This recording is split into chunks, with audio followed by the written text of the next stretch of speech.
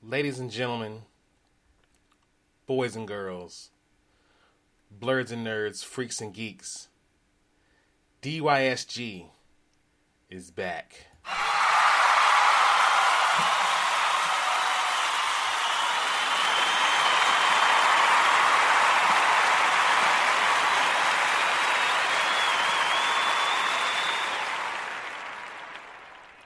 And we've been gone for quite some time, and I want to apologize to any and all fans of the show. I've been missing, I've been MIA, but that changes, that stops right now, and we are back to doing a weekly show. So I hope you guys have been sticking along, following along on the social medias, following us still on the YouTube channel, and we're not going anywhere. We're here to stay this time.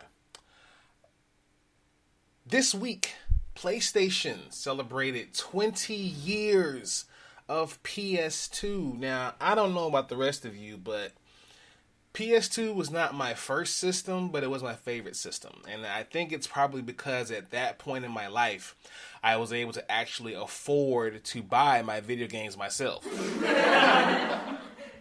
And I think that it became my favorite because not only because of the vast array of content that they were putting out, but because PS2 just put out classic games. I mean, some of my favorites, absolute favorites of all time. Let's go ahead and knock out X-Men Legends 1 and 2. Enough of the chatter that X-Men Legends 2 was not great. X-Men Legends 1 and 2 were amazing. Marvel Ultimate Alliance 1 and 2. Grand Theft Auto 3, Vice City, and the classic San Andreas. Metal Gear Solid 2 was amazing. Devil May Cry. Black. That was a shooter that not a lot of people knew about that EA put out. Black was an amazing shooter. Midnight Club 3. Oh man, I spent days and days playing Midnight Club 3, especially the dub edition. Need for Speed Underground 2. Oh man, Riders on the Storm with Snoop Dogg. That was my joint. Spider-Man 2. I mean, we only recently got a Spider-Man game to top that one. NCAA Football 13, Street Hoops, NBA Live 2003 specifically because Rockefeller did their thing on the soundtrack. Fight Night and Bully. My top favorites on PS2. I'm pretty sure some of you have your favorites as well too, so if you listen to the podcast, please let me know in comments or on social media when I post about it. What was your favorite PlayStation 2 video game? As always, we do this type of time, y'all. This is DYSG, episode 20.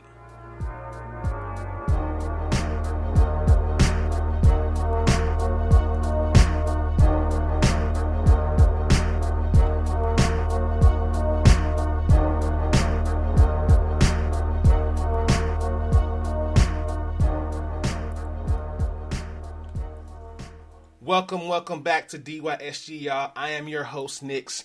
If you are joining us for the first time, welcome to Do You Speak Geek? This is the podcast. Please follow along on Spreaker and all other major podcast outlets.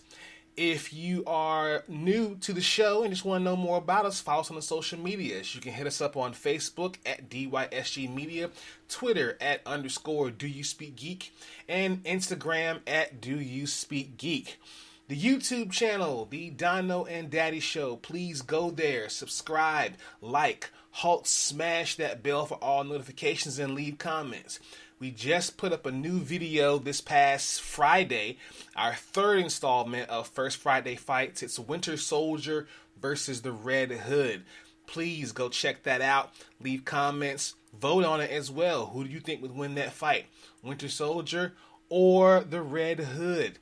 It's pretty much a battle between a guy who was once a sidekick, died, came back evil, turned back good, and he shoots guns.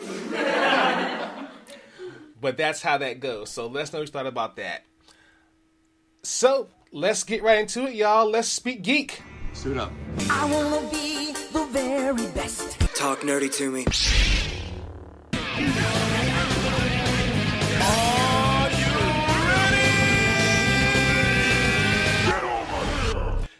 right, let's jump right into it, y'all. We have the first look at the new Batmobile. It has been revealed.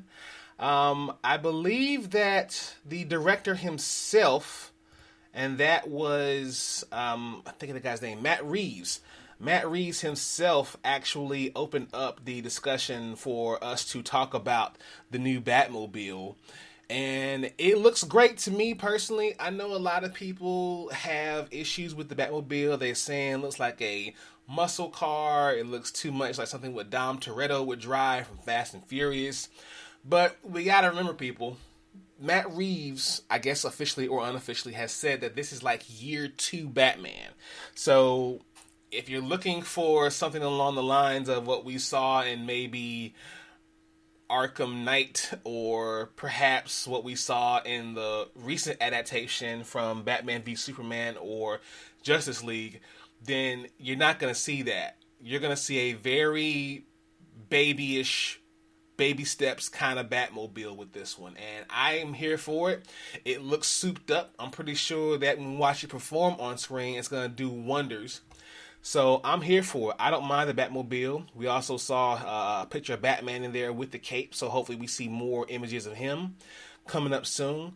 I'm excited for this movie still, so we'll see what happens. I mean, the cast alone has me geeked about this movie. Also, in popular news, Star Wars fans. Now, I've said this more than once, maybe even on this podcast today. Well, not today. I've said it more than once on the podcast. And I'll say it again. The best thing about Star Wars is the content, but the worst thing about Star Wars is the fans. Now, the official novelization of the film came out, and it confirmed that cloning technology was used in the revival of Palpatine. It was also revealed that Rey's father was a failed clone of Palpatine as well, too. Now, this news broke out. And that's when the world went crazy. I mean, people they acted like it was the worst thing they could have ever heard. I mean, God, y'all, Star Wars fans are some of the worst fans in the world. You guys have got to dial it back down a bit. They had to somehow explain how Palpatine was able to survive through all these years. And the fact that Rey's father was a clone, I mean, there are worse things they could have done. There was really no sort of, I guess, mentioning or kind of hinting that Palpatine actually had children. And when you're running a evil galactic empire, I'm pretty sure you don't have time for relationships and making babies. I mean, it just doesn't happen that way. So I'm gonna need y'all to fall back on that. It's okay. We can move on. The last big thing that's going on in the news here, the coronavirus is pretty much putting the brakes on everything out here. Here are just a few things that I see are going on. DC Comics has canceled all March convention appearances.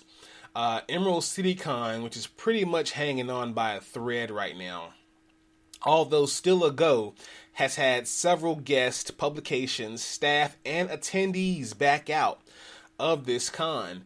I'm not even sure why they're still doing this. I mean, if they're giving back people who were going and staff their money back, it's no need to keep this con going on. Just let it go and try again next year.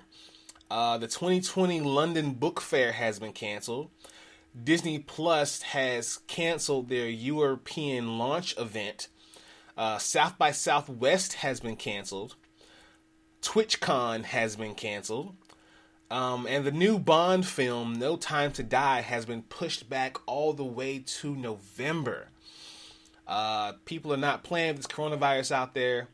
All I can just say is wash your hands, people. It's not hard. Stop the spread of germs. All right, well, let's get into some more news here. My favorite part of the show, let's get into Source Wall. Man, you come right out of a comic book. Behold the Source Wall. Can you read, my son? Well, that depends. There is nothing wrong with reading a story and looking at the pictures. Enough said, Stan. Let's get right into it. We're going to go with DC's pull list. We're looking at The Flash 750. Beginning the Flash Age is the story that DC has been building towards since issue 50, and it's all come to a head. While a supercharged Speed Force wreaks havoc on Barry Allen's life, a new threat appears on the horizon in the form of the deadly Paradox. Destined to destroy the Flash's legacy, Paradox sends his herald Godspeed to trap the Flash family. This book is a lot bigger than what the premise lets on. People, please go check this one out. A lot of stuff is coming together in this issue. Also, we've got Justice League Odyssey number 19. Lost beyond the edge of the universe, the misfit team of Justice League Odyssey cross paths with Epoch. The Lord of Time has a great plan to solve everything, but it might be the single most dangerous thing anyone has ever done. As Green Lantern Jessica Cruz and her team try to figure out if he's a genius or crazy or both, time is running out. A new threat is closing in on them in the form of Darkseid's latest generation of lethal new gods. So check that one out if you're a big fan of Justice League Odyssey. The Marvel pull list. Big book this week. We got Strange Academy number 1. Now, the Marvel Universe has always had its share of mystics and sorcerers and witches and whatever the case may be. And Doctor Strange is about to do what he's been avoiding for decades, and he's going to open a school for young sorcerers. Young people from around the world with an aptitude in magic have been brought together in New Orleans to study the mystic arts under Strange, Brother Voodoo, the Ancient One, the Scarlet Witch, Magic, Hellstrom, and all your favorite Marvel magicians. But with all the new magical threats, and with all these guys coming together for whatever purpose, it's bound to be something crazy on the horizon. Spider-Man Noir number 1. This is a 1 of 5 issue. As the specter of war looms on the horizon, Spider-Man Noir fights the good fight at home, stopping the injustices of a more friendly neighborhood variety. But after a dame is murdered at the Black Cat nightclub, and all clues point overseas, Spidey will have no choice but to board the next flight to Europe and kick off a globe-trotting adventure throughout yesteryear of the Marvel Universe. Other releases we had this week, this is a big book. We have Mirka Andaloff's Mercy number 1 coming out of Image Comics. When the placid mining village of Woodsboro is disturbed by a series of brutal murders, the settlement is in turmoil. And as the first snow covers the chaos in a white blanket, a mysterious woman in black, eliciting a total different kind of unrest. But who is Lady Helene, really? And what's her secret agenda? Now, if you're a big fan of Penny Dreadful, Dark Shadows, or Crimson Peak, you're going to like this book. Also, we have Crone number 5. This is coming out of Dark Horse Comics. Betrayed and alone, Bloody Bliss prepares for her final battle against Decade and his Harbingers. But after her fall from glory last issue, what can one old woman with a broken sword do against an army of evil? So we're going to find out in this last final chapter of Crone. It's a wonderful, powerful book with beautiful art. You get a sense of emotion combined with a story that draws you in. So be sure to check this one out. Now, in Source Wall news, we have Spy Island 1 to hit comic stores on the 1st of April, which is April Fool's Day. Spy Island is a 4-issue series, special limited edition series, by the creative team that brought you Man-Eaters. Dark Horse is venturing into the world of spies and intrigue with a brand new series titled Spy Island. Now, we've got your exclusive look at a promising new series, but from writer Chelsea Kane and artist Elise McCall. Now, this new series will put the spotlight on a super spy named Nora Freud, who happens to be on assignment when we meet her in the preview. Nora seems to be in a place of stunning beauty with gorgeous sunsets and clear water, creating a pristine paradise. Sheesh, I want to be there right now.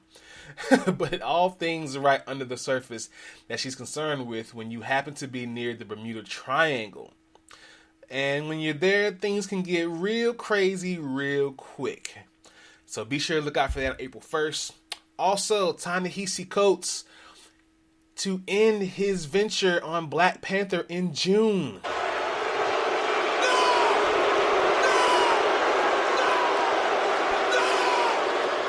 Yeah, I don't like it either, but in June, it's over for the guy. Now this was announced at C2E2 from Marvel this past weekend. He's going to be wrapping it up with issue number 25 due out this summer. As you all know, Ta-Nehisi Coates has been writing Black Panther for the last 68 plus issues, doing side stuff like Black Panther and the Crew, Black Panther, World of Wakanda, and Rise of the Black Panther. It's over 4 years, and he's taken Black Panther to hell and back and expanded Wakanda into the distant stars. Now in his final issue, he brings T'Challa full circle back to the home he left behind and the crown he never fully accepted.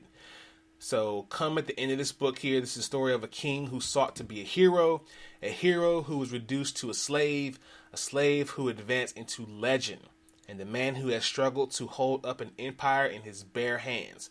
The journey will conclude, but the legend remains. Don't miss out on the close of a historic run from Ta-Nehisi Coates in comic history. I'm going to miss that guy writing Black Panther. I mean, he's the reason why a lot of people got back into Black Panther, but we'll see how the next writer goes with this. Let's get into some Watch This news. Watch this, y'all. Thunder!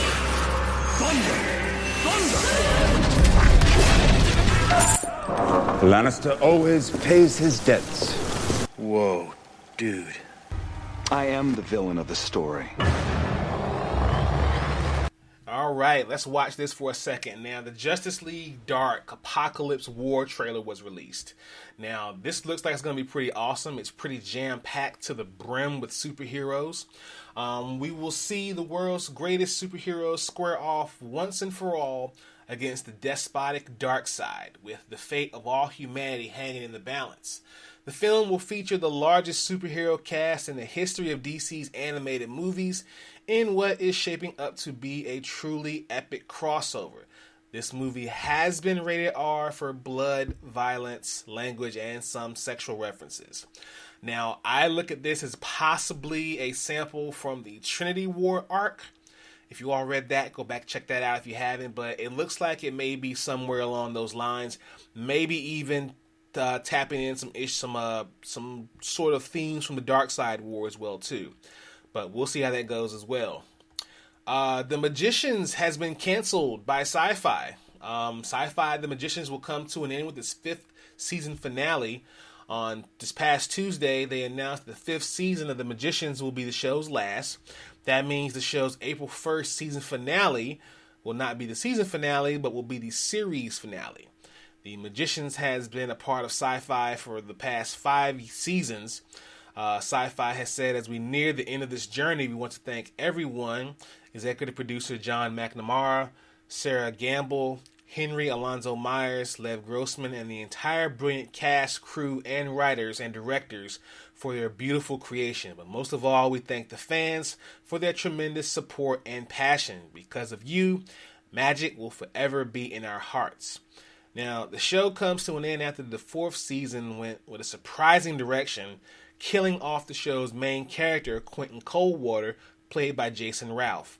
As Coldwater is the central figure in all 3 of Grossman's novels, who pretty much wrote books based upon this show, the movie set the remainder of the series on a different path, while the show's supporting characters mourning Quentin's death and attempting to move on with their lives. Now, I'm not the best or the brightest bulb in the room, but if you have a central character in the source material and then you kill him off in the show or the movie, it kind of makes it hard for people to stay attached to it. But that's just me personally.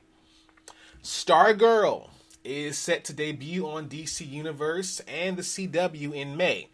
DC Universe stated that they revealed the premiere date for Stargirl, and that is going to be on May 11th. The show stars Brett Basinger in the title role, alongside big names like Luke Wilson, Joel McHale, and Amy Smart. It's going to have a follow-up premiere date on CW the following day, which puts it along the lines of a Tuesday slot, and that's probably going to be replacing maybe Legends. They may move Legends to a new night, or they may put Flash and then give us Stargirl afterwards, or reverse the roles. Who knows what they might do. But I think they're trying to give this show some serious traction by putting it on Tuesday night in the Flash spot.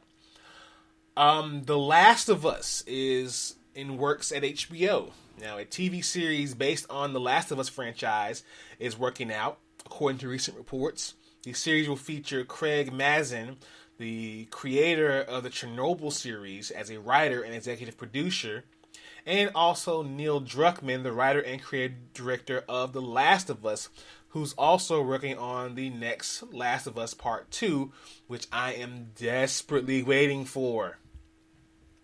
The show will be released at some time in the future. Who knows? More details to come on that show. We will keep you posted right here on DYSG. Christian Bale, people. The Dark Knight himself is set to play the main antag in Thor 4. Now, Entertainment Online talked to star Tessa Thompson, who pretty much confirmed that Bale is joining the cast and crew. Christian Bale will be playing our villain, quote, which is going to be fantastic. I've read the script. I can't tell you much. Lots of exciting text messages exchanged between Natalia and I. We're going to have fun. Takia is writing and directing some familiar faces. Some new people are coming into the mix. Thompson also went on to talk about what's new for her role as Valkyrie, being the new king of Asgard. Basically saying she's king. If she can't find her queen, then she'll just be king and queen at the same time. Oh my. Well, we'll see how that goes with that. Let's jump into Thumb Life. Peace, love, and video games! It's on like Donkey Kong.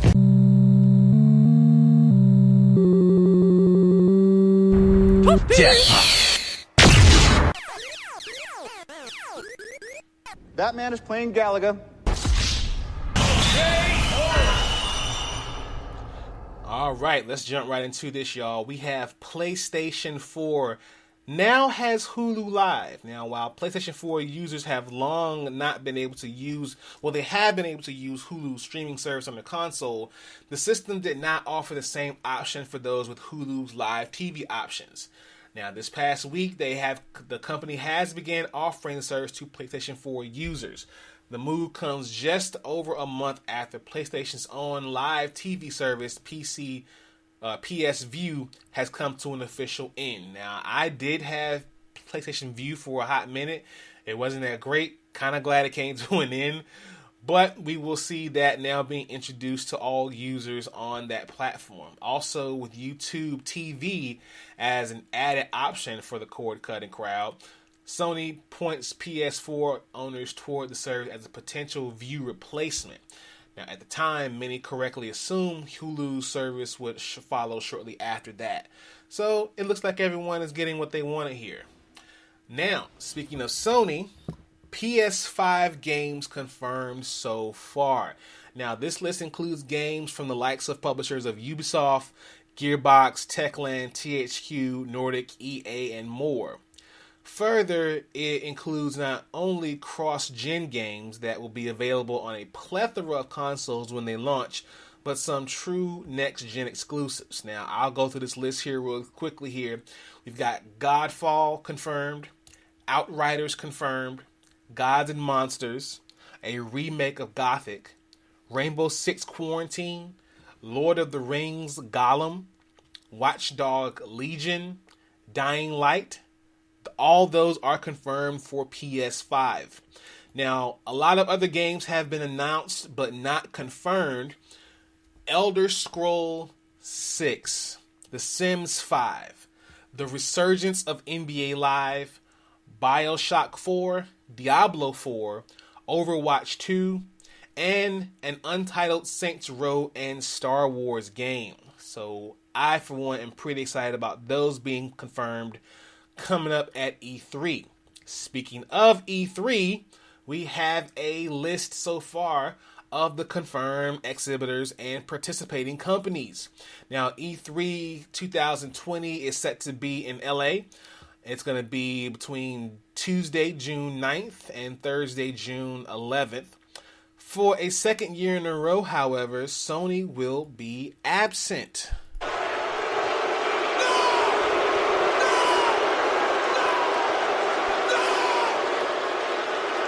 You suck! Hey, Sony, listen, I'm a big fan. I really am, but I'm going to need you guys to show up or else you're no longer invited. I can't say you're no longer invited, but I mean, come on, man. You guys got a new console rolling out this holiday season. Why would you not go? Unless you're doing your own thing, which is okay, but I need to know what's going on here.